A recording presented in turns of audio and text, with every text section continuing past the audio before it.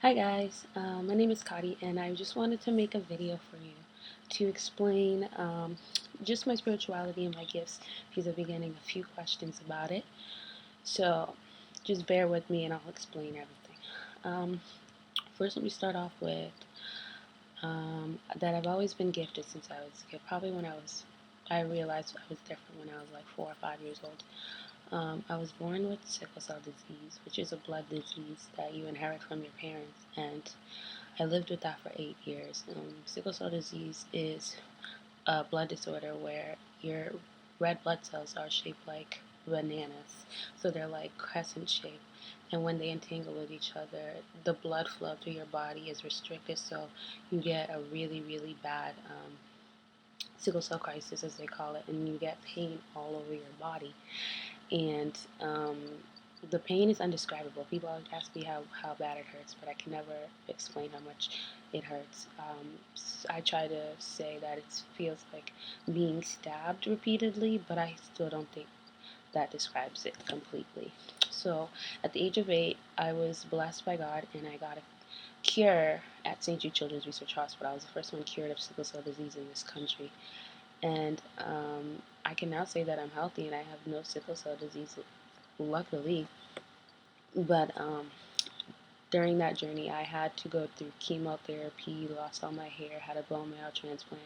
All of that lasted around 2 to 3 years. So between the ages of 8 and 10, I was going through that. But anyways, back to my spirituality. About until 2 years ago that I started discovering things and realizing things and learning a lot, and started learning about my gifts and my spirituality. And I started looking up indigo, and once I started looking that up, I started being guided to a bunch of different things: the awakening, my gifts, and just my angels, and just a whole bunch of different topics. So that's where it all started.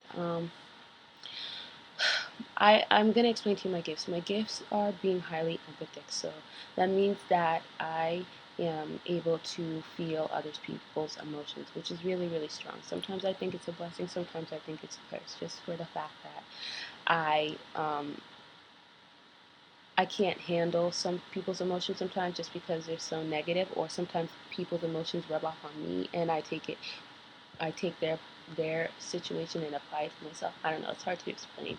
Like, when I'm highly empathic, like, I can cry at a stupid TV commercial. It's ridiculous. I can cry at it like that.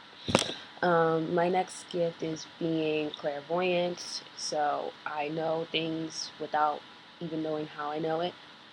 I'm highly intuitive. My intuition has always been strong since I was a kid. My intuition has never failed me. So I've been trying to learn to trust that. I'm clairaudient, so my ears, they always feel tingly. I hear like what what sounds like white noise, like crackling in my ears. Sometimes I hear my name called, and when I talk to my higher self, I hear a voice in my head.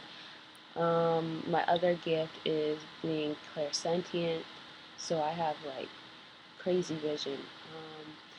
I've had visions within the past 2 years, and I'll explain that later.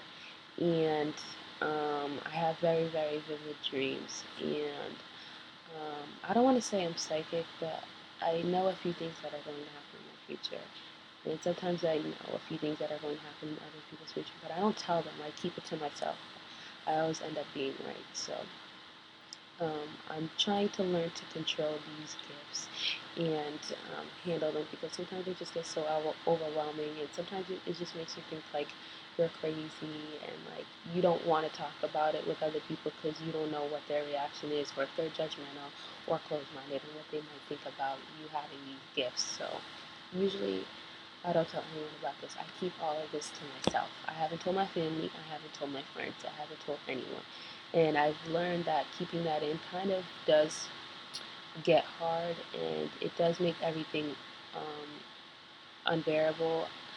But I mean, I honestly don't know who I would tell. So on Tumblr, I created a group, and I found a few people who are like me, and it's kind of amazing being able to talk to people who understand what you're going through and understand your gifts. So I'm glad I found those people. But ever since I started discovering these gifts, I started questioning my love life and my relationships. Ever since I was little, though, I've always known, I've always had this intuitive feeling that when I got older, I would find like the perfect person. Like I would find the one that I always wanted to be with. Like I would find love at first sight, as you would say. Ever since I was like 7 years old.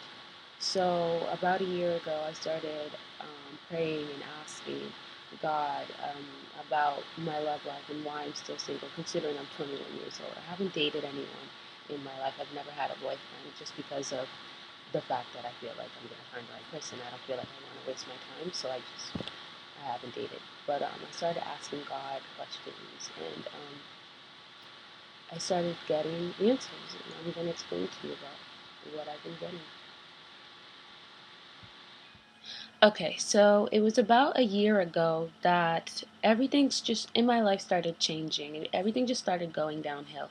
My sister has sickle cell disease too. She has not been cured. So at that point, my sister was really, really sick. She was in the hospital for about 2 months because of her sickle cell.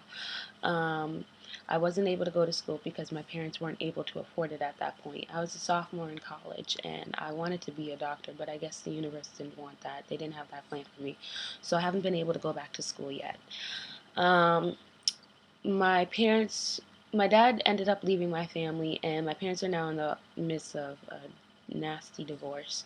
So my dad left everything on my mom and me to handle. So it's been overwhelming with that too. So I started becoming really, really depressed, going through my spiritual journey, having these gifts, and going through my personal family problems. And I'm not the type of person where I like to ask for help or talk to people, so I kept it all in.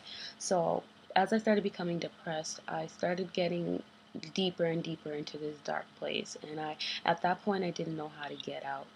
So I was at one point wanting to contemplate suicide. I really did not want to live my life anymore.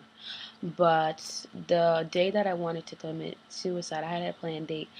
But a week before that day, I was laying in bed one day and I was just in this state of half asleep, half awake, like not deeply asleep, but not fully awake. So I was just laying there thinking because I'm an overthinker and I can't stop thinking about anything and everything.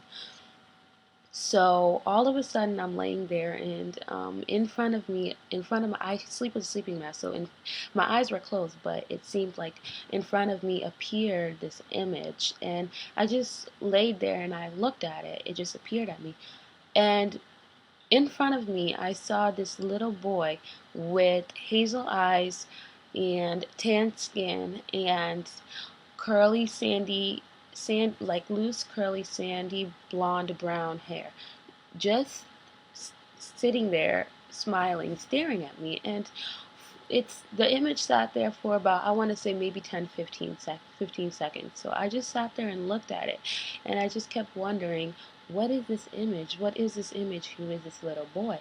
And then after that, before the image faded away, this little boy just kept looking at me and saying, "Mommy, mommy." So I was just very confused. After I saw that image, I just kind of disregarded it and tried to fall asleep. And then when I woke up the next morning, I just couldn't get the image out of my head. And every time I would ask myself, who is that boy? My intuition or my gut feeling kept telling me it's my future son. And I did not know how to take, because that was my first vision, and I did not know what to think of it. Like, I was thinking, am I crazy? Am I delusional? Like, what is happening with me? What is going on? So at that point, I just kept doubting myself and disregarding it. But as days and days went on, my intuition would not leave me alone. And like I said, my intuition has never been wrong. So a year later, I finally accepted that the fact that that vision was meant for a reason, and that it was to show me that I am having something positive coming into my future, and to not take my life, and that I'm here for a reason. So that is one of the main reasons why I did not kill myself. The second main reason is because the second vision I had, which was maybe a month later, because I was so curious about my love life. I had a vision one night, and what appeared in front of me was a picture, and it had text on it. It said, "You will find someone in November. This is the first time you will fall in love." And that image appeared to me in October of 2011. So after I saw that image, I was just so like confused yet mind blown. I was like, wait, November is next month. So after that, I kept hoping, hoping, hoping. Oh my God, I might find someone. I might find my love in November. And as November came, nothing happened. And that's when I started becoming depressed again because I wanted someone to love me. But as the year has passed on, I've realized you cannot love someone until you love yourself. And that's what I was being prepared for. So I'm hoping maybe I might find my love this November of 2012. But again, I don't know. It could be 2 years from now. It could be 5 years from now. I don't know when. I just know it's going to happen in November. So after that, I started asking questions about my love. And the first question I asked was, what is his name? And I told God a year ago to please repeatedly show me his name I until I accept the fact that that is his name and that I was guided to that name for a reason. So the first time I heard the name, I was walking down the street because my sister was in the hospital. So I was walking to Boston Medical Center to go and see her. And I was listening to my music, and when I listen to music, my mind wanders. Like, I'm a daydreamer. I'm always thinking about other things. I'm never in reality. So I started thinking about future and boys and names, and all of a sudden this random name popped in my head, and the name was Charlie. And I stopped in my tracks. I was like, Charlie? Really, Charlie? Out of every name I've ever thought in this whole entire life, Charlie.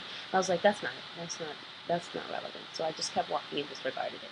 But the crazy thing is, right when I walked into my sister's hospital room, she was watching TV, and as I walked in, the TV went to commercial, and the commercial was a Charlie Brown commercial because it was, I think, October or November at that time. So they had like the Charlie Brown special of Pumpkin Patch or something, or Halloween, some type of episode that was gonna come on. So the Charlie Brown commercial came on, and I literally stopped and was like, "Really, this name again?" And it was just like, okay, I'm just gonna disregard it again. And then ever since that day, I've been hearing the name non-stop every day for the past year. Every time I doubt myself, his name's not Charlie, his name's not Charlie. Some person or something, or I'll see something with the name on it. And it's crazy because I know nothing is a coincidence. And I've learned now that it's a synchronicity to show me that that is his name. So it's been a year now. So I've been trying to accept that that's his name. And sometimes I still do that myself, but as of now, it's better than before. So his name is Charlie. Another question I asked is his zodiac sign, and the answer that I got is he's an Aquarius. And I've been repeatedly seeing that, so I've come to terms to accept that.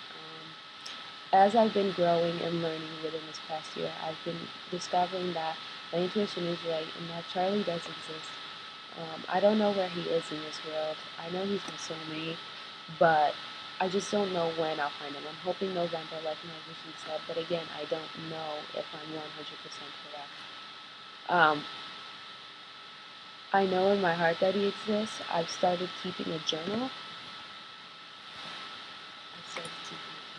As you can see, I decorated it. I've written so much in it already. You can see there's so much stuff for him to be able to read.